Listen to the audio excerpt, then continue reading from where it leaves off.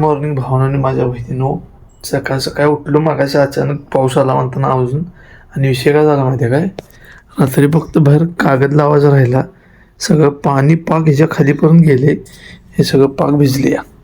मला लक्षात नव्हतं रात्री, सगळं पूर्ण भिजलं. आता उठून सगळं पुसलं. हे मम्मीने बी सांगितलं मला पाऊस आला नाही तर उठू द्या, आणि आज उठवली नाही मला. पाऊस आला उठ कागद लावायचं म्हणून. जरा मी आता माझ्या त्या हातवरनं पण पाणी आलं असतं. त्या आवाज आला पावसाचा म्हणताना उठलो. ही बघा ही निवांत झोपली आहे. 9:30 वाजता झालं. गुड मॉर्निंग बी म्हणली नाही मला आज. टिपूक टिपूक गुड मॉर्निंग माबडी चमली. आई good morning. Chiku Chiku good morning म्हण. Good morning. चिंग चिंग. हां केस बाकी स्टायलिश केल्या. माझी टक्कल करून टाकली ना, आपण केस वाढवत बरं द्या. माझं टक्कल केले ना आपण. आपली बघ केस कशी काळी कुळकुळ येते बघ. अजून काय लावल्यास केसाला एवढं काळी कुळकुळत राहायला? काय लावल्यास सांग. माझी काळी एवढी माझी पिकल्यात केस टक्कल पडल्या. पडून नव्हती जागेला.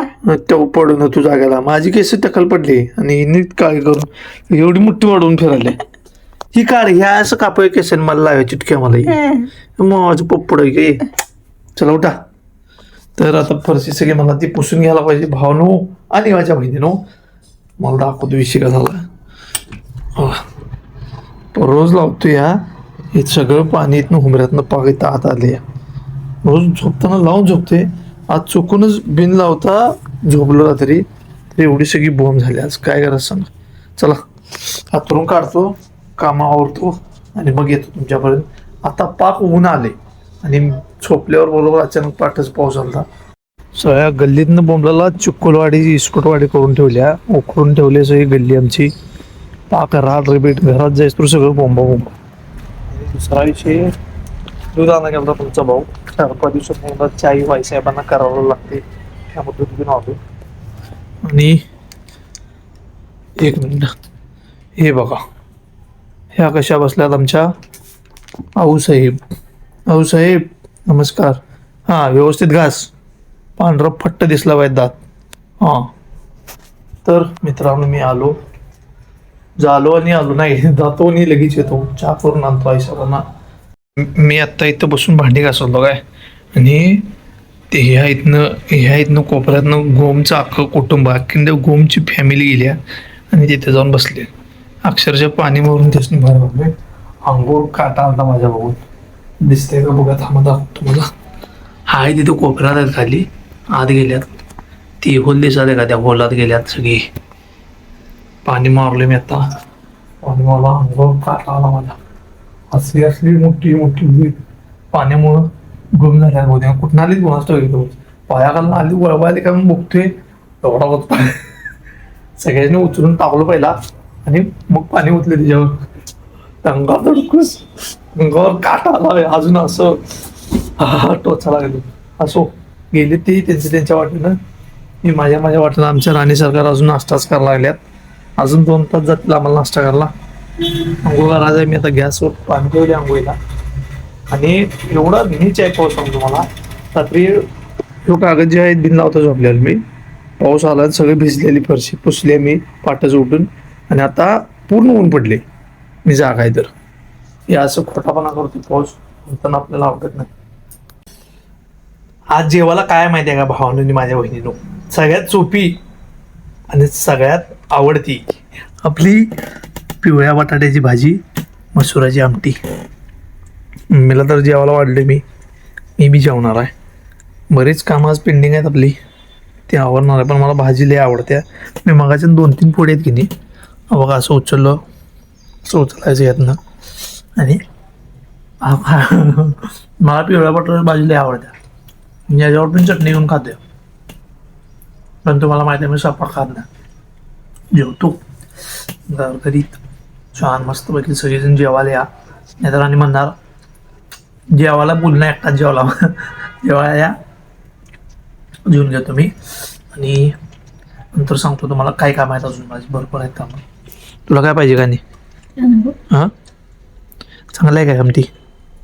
1 नंबर आहे ना. शिजल्यात काय मसुरा?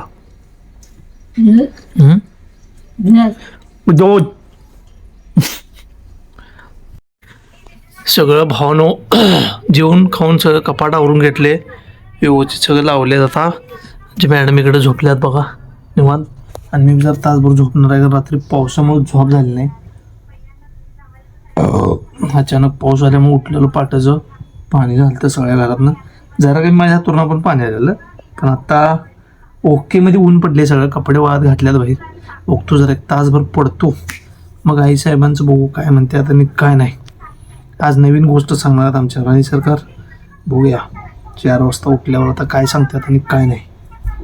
बरोबर संध्याकाळचे 5 वाजल्यात आणि आमच्या आईसाहेब बघा झोपून उठल्यात आणि उठल्या फोन बघत बसल्या. आता मागाची तिथं भडंगची पिशवी ठेवल्या बघा, ती भडंग खाल्लो जरा पोटाला, बसलेलं चार्जिंगला, तवरीची जाग आली, मला म्हणली उठवलं तरी फोन बघत बसली. आता माझी कामं तर काय नाही थोडा, कारण मागाशी जेवले सगळं धुनवाडी सगळं ओकेमध्ये आवडून ठेवलेलं. आणि आजचा विषय काय घ्यायचा हा विचार डोक्यात माझ्या चालू होता. तर काल एका भावानं आपल्याला यूट्यूबला कमेंट केलेला, तर ते कमेंट दाखवत नाही, कारण त्याचं नावच बाद होणार आहे त्याच्यामुळं. लय कमेंट घाण केलेलं त्यानं, हे म्हणजे जास्त घाण कमेंट केला आहे. मला म्हटला तू भुरटा क्रिएटर आहेस, तू तुझ्या भावाला सांभाळत येत नाही आईला, आणि तू गावाला काय शानपण शिकवायला, अशी त्यानं कमेंट केलं. कसं आहे, आई वडिलांची पानउधरणी करायला वेळ लागत नाही आम्हाला, पण शिवाय आमच्या तोंडात बी येतात, पण आम्ही आमच्या आई वडिलांचे गुन्हे उधळत नाही रस्त्यावर असे तुमच्यासारखी. तर तू भुरट्या, कारण मला भुरटा म्हणलास की नाही, बोचाड बंड्या लक्षात ठेव. तुझी जर एवढीच हिंमत असेल तर समोर ये, मग आपण बोलू. लांब ना असं दुसऱ्याच्या खांद्यावर बंदूक ठेवून गोळ्या मारायची सवय आपल्याला नाही. तू समोर ये, तो आलास जर व्हिडिओ बघितला असलास तर ये समोर, तुला मग तेव्हा मी सांगतो. उगाच बायकांच्याकडे की नाही गुलगुला घरात बसून करायचं नाही, काय असेल ते तोंडावर येऊन बोल. उगाच ते बायका करतात की नाही, माझ्या सासूनं असं केली, माझ्या सुनेनं तसं केली, असं घरात होत, तसलं सांगू. हिंमत असली तर समोर नंबर दे, मग तुला मी दावतो काय करायचं. आणि दुसऱ्याला जर नावं ठेवायची असली तर आधी बॅकग्राऊंड बघायचं, आधी त्याची परिस्थिती बघायची आणि मग नावं ठेवायची असतात. आणि तुझ्यासारख्या भोट्याला सांगून पटणार नाही, कारण तुझ्या आईवडिलांचे काय संस्कार असतील ते दिसतेच त्याच्यावरनं. काय लायकीच आहेस तू, लायकी काढणं पण मला तुझी घाण वाटाले, आणि ते लायकीची पण आबरू जायची. मला सांगायचं एवढंच आहे की जर एखाद्याची परिस्थिती आपल्याला जाणीव नसली तर त्याला नावं पण ठेवणे आपण. बघ तुला कसं पडते तसं, तुझ्या आईवडिलांचा संस्काराचं गुण जर उधळायचे असले तर उधळ बिंदास, आपल्याला घंटा फरक पडत नाही.